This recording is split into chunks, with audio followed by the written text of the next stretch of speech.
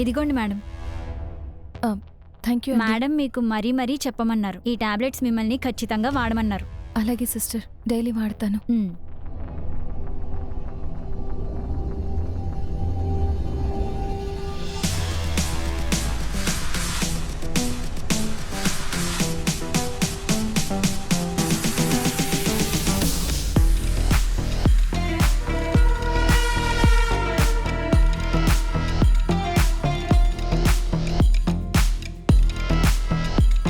Sir, results announce చేయడానికి ఒక 5 minutes time ఉంది కదా, చిన్న పని ఉంది, ఇప్పుడే వస్తాను.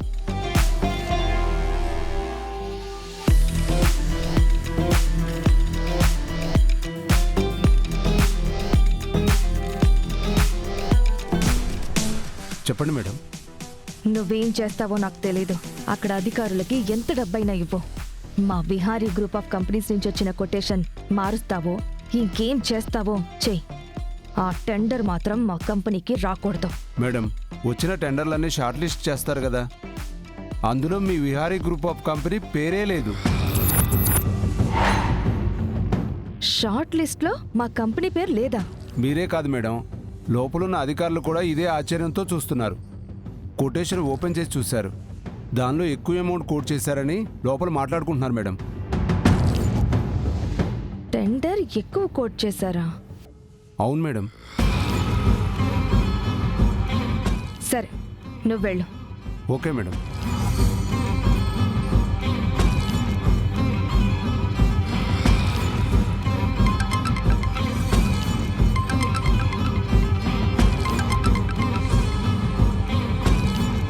చెప్పంబిక, టెండర్ ఆఫీస్ దగ్గరికి వెళ్ళావా?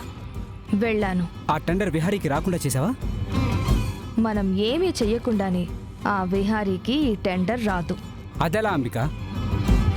వీళ్ళు టెండర్లో ఎక్కువ అమౌంట్ కోట్ చేశారంట. ఈ టెండర్ వేయడానికి కాసేపే టైం ఉంది. ఈ టెండర్ ఎలాగో విహారీకి రాదు. నువ్వు మన వైపు ఉన్న బోర్డ్ ఆఫ్ డైరెక్టర్స్ మన వైపు మాట్లాడేలా ప్రిపేర్ చేయి. మిగిలినవి నేను చూసుకుంటాను.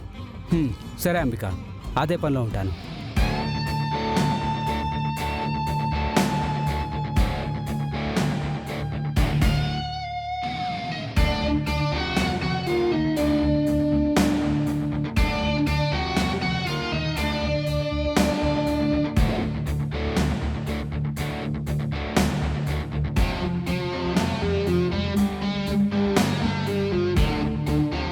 ఇప్పుడు అన్ని కంపెనీల కన్నా అతి తక్కువ కోడ్ని టెండర్ చేసిన కంపెనీని అనౌన్స్ చేస్తున్నాం. టెండర్ ఎవరికొచ్చినా పర్వాలేదు, విహారీకి మాత్రం రాదు. సెంట్రల్ గవర్నమెంట్ నిర్వహించిన ఈ టెండర్లో చాలా సంవత్సరాల తర్వాత ఒక కొత్త కంపెనీ ఈ టెండర్ని గెలుచుకుంది.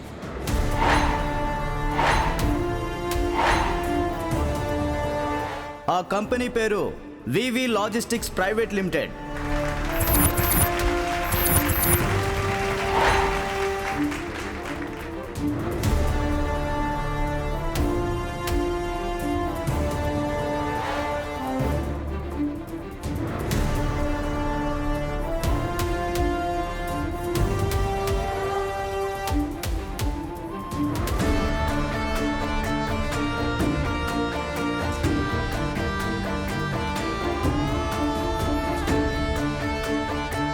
ఏంటి మేడం ఇలా జరిగింది?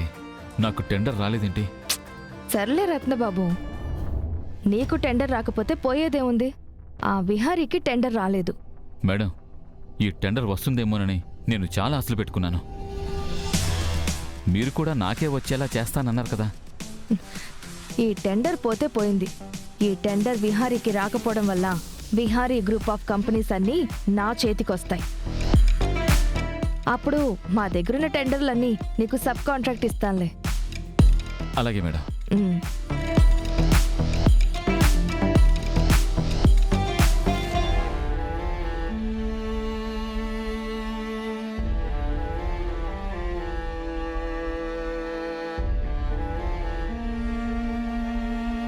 నువ్వు ప్రతి సంవత్సరం వేసే సెంట్రల్ గవర్నమెంట్ కాంట్రాక్ట్ ఈసారి నీకు రాకూడదు. ఆ టెండర్ నీకొస్తే మీ అమ్మ కర్మకాండలకి నువ్వు సిద్ధమైపోవాల్సి వస్తుంది. ఈ టెండర్లో నువ్వు పార్టిసిపేట్ చేయాలి, కానీ నువ్వు గెలవకూడదు. అంటే టెండర్లో ఎక్కువ అమౌంట్ వేసి కోట్ చేయాలి. ఈ టెండర్ మాకు రాకపోతే మా కంపెనీకి చాలా నష్టం వస్తుంది. షేర్ మార్కెట్లో మా షేర్ వాల్యూ పడిపోతుంది. నా వల్ల, నా పర్సనల్ ప్రాబ్లం వల్ల బిజినెస్ ఎఫెక్ట్ అవ్వడం కరెక్ట్ కాదు.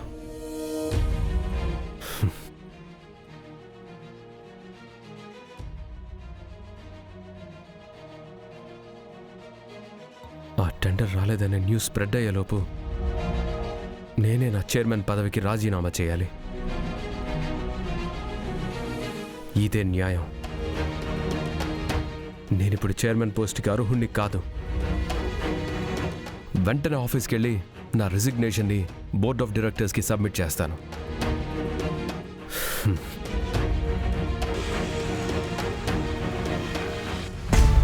అందుకే నేను మళ్ళీ మళ్ళీ మీకు చెప్తున్నాను, పంటకి పురుగు పట్టినప్పుడే మందు కొట్టాలి. అప్పుడే పురుగు చచ్చి పంట మన చేతికొస్తుంది. ఆలస్యం చేస్తే పంట ఉండదు, పెట్టుబడి ఉండదు, కష్టమే మిగులుతుంది. ఆ సెంట్రల్ గవర్నమెంట్ టెండర్ ఎంత ప్రెస్టీజియస్సో మీ అందరికీ తెలుసు కదా. మా అన్నయ్య ఉన్న దగ్గర నుంచి మనమే ఆ టెండర్ దక్కించుకుంటున్నాం. మనకున్న ప్రాజెక్ట్లో చాలా ప్రెస్టీజియస్ అండ్ ఎక్కువ ఇన్కమ్ జనరేట్ అయ్యే ప్రాజెక్టు అదే. అది ఇప్పుడు చేజారిపోయింది కాబట్టి త్వరలో మిగతా ప్రాజెక్ట్స్ అన్నీ మన చేజారిపోతాయి.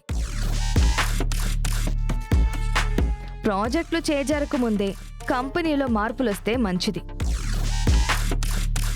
లేకపోతే ఎవ్వరూ ఏమీ చెయ్యలేరు.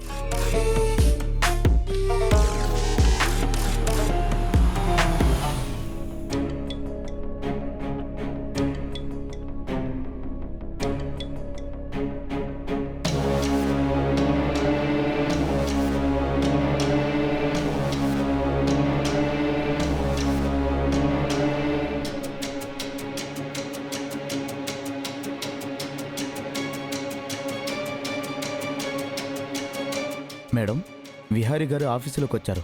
ఇప్పుడు ఇటువైపే వస్తున్నారు. నువ్వు వెళ్ళు.